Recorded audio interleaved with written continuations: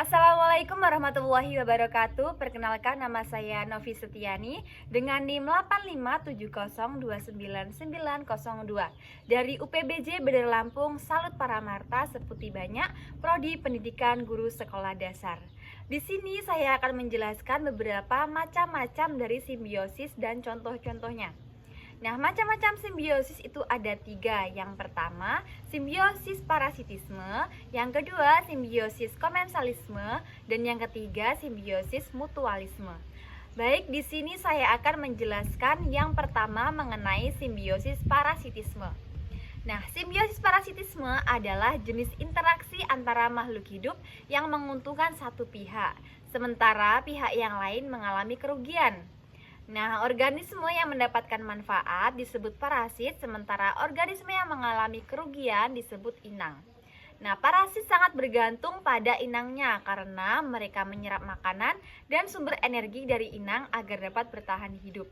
Berikut adalah beberapa contoh dari simbiosis parasitisme. Berikut adalah simbiosis parasitisme pada tumbuhan jambu air dan benalu, di mana jambu air diserap sari makanannya oleh benalu dan benalu mendapatkan makanan.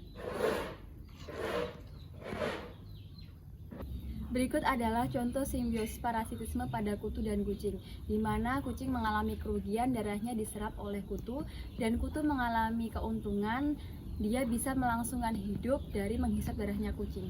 Selanjutnya adalah simbiosis parasitisme pada sapi dan lalat, di mana sapi mengalami kerugian, darahnya diambil oleh lalat, dan lalat mengalami keuntungan bisa melangsungkan hidupnya.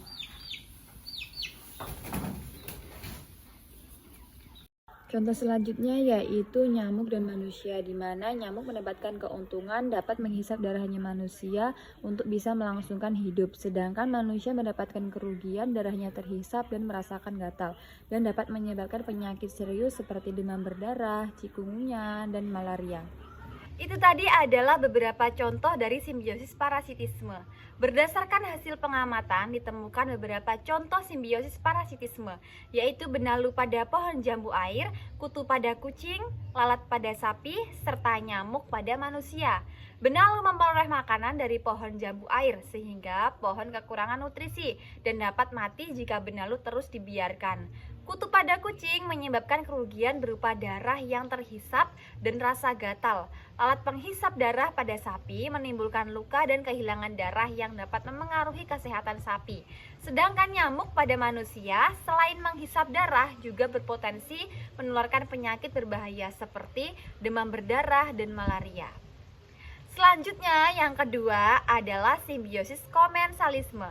Nah, di sini saya akan menjelaskan mengenai simbiosis komensalisme.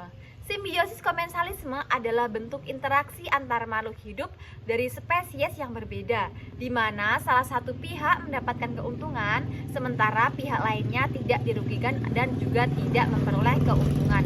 Organisme yang diuntungkan biasanya memperoleh tempat hidup, perlindungan atau akses terhadap cahaya matahari dengan menempel atau hidup berdampingan pada organisme lain. Berikut ada beberapa contoh dari simbiosis komensalisme. Berikut adalah contoh simbiosis komensalisme, yaitu tumbuhan sirih dan inangnya, di mana pihak yang diuntungkan itu tumbuhan sirih, dia bisa mendapatkan tempat tinggal untuk memperoleh cahaya, dan yang tidak diuntungkan dan tidak dirugikan adalah inangnya.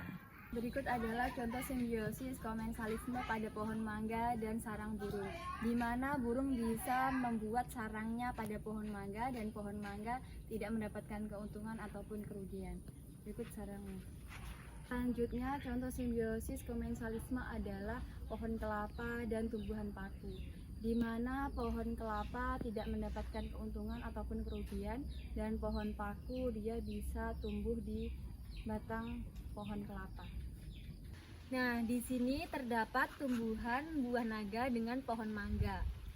Tumbuhan buah naga ini merambat pada pohon mangga. Ini merupakan contoh dari simbiosis komensalisme, di mana tumbuhan buah naga dia mendapatkan keuntungan untuk tempat tinggal agar dapat mendapatkan sinar matahari. Sedangkan pohon mangga dia tidak mendapatkan keuntungan ataupun kerugian karena tumbuhan dari buah naga ini akarnya terdapat di bawah atau di tanah. Jadi tidak akan menghalangi atau mengambil nutrisi dari pohon mangga ini. Itu tadi adalah beberapa contoh dari simbiosis komensalisme. Dari hasil pengamatan tersebut, contoh yang ditemukan meliputi tumbuhan sirih dengan pohon inangnya, tumbuhan paku dengan pohon kelapa, serta sarang burung dengan pohon mangga. Dalam hubungan tersebut, sirih, paku, dan burung memperoleh keuntungan berupa tempat tinggal atau akses cahaya matahari, sedangkan pohon inangnya tetap tumbuh dengan baik tanpa mengalami kerugian. Selanjutnya yang ketiga adalah simbiosis mutualisme. Di sini saya akan menjelaskan mengenai simbiosis mutualisme. Nah, simbiosis mutualisme merupakan bentuk interaksi antar organisme yang saling menguntungkan, di mana keduanya memperoleh keuntungan dari hubungan tersebut. Keterhubungan ini berperan penting dalam menjaga keseimbangan ekosistem karena memberikan manfaat langsung seperti peningkatan kelangsungan hidup, kesempatan reproduksi, serta penyediaan sumber daya. Berikut adalah contoh dari simbiosis mutualisme. Selanjutnya, contoh dari simbiosis mutualisme adalah bunga dengan kupu-kupu. Di mana keuntungan kupu-kupu dia bisa mendapatkan nektar dari bunga, dan untuk bunga dia bisa membantu penyerbukannya juga. Berikut adalah contoh simbiosis mutualisme pada bunga di tumbuhan terong dan lebah. Di mana keuntungan lebah adalah dia bisa mendapatkan nektar pada bunga di terong. Dan keuntungan bunga di terong itu bisa membantu penyerbukannya. Berikut adalah bunga di terongnya dan lebahnya. Selanjutnya adalah dari simbiosis mutualisme tumbuhan dengan manusia, di mana keuntungan dari manusia dia bisa mendapatkan oksigen dari tumbuhan, dan keuntungan dari tumbuhan dia mendapatkan karbon dioksida dari manusia. Ini adalah kita bisa menghirup oksigen. Itu tadi adalah beberapa contoh dari simbiosis mutualisme. Berdasarkan hasil pengamatan, diperoleh beberapa contoh simbiosis mutualisme di lingkungan sekitar. Antara lain, hubungan antara kupu-kupu dengan bunga, lebah dengan bunga pada tumbuhan terong, serta manusia dengan tumbuhan. Pada hubungan tersebut, kupu-kupu dan lebah mendapatkan nektar sebagai sumber energi, sedangkan bunga memperoleh keuntungan berupa proses penyerbukan. Manusia memperoleh oksigen dari tumbuhan, sedangkan tumbuhan memanfaatkan karbon dioksida dari manusia untuk berfotosintesis. Nah, itu tadi adalah beberapa penjelasan serta contoh mengenai simbiosis. Semoga bermanfaat bagi kita semua. Saya akhiri, wassalamualaikum warahmatullahi wabarakatuh. Bye-bye.